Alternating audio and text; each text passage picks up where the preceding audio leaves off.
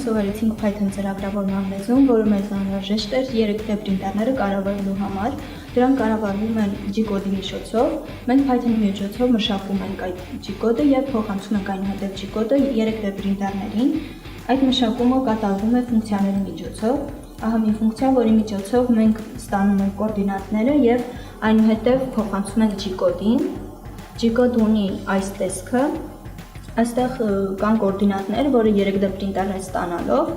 սկսում է շարժվել եւ տպել մեր մարմինը։ Այս ծրագրի յուրահատկությունը այն է, որ այն ունիվերսալ է եւ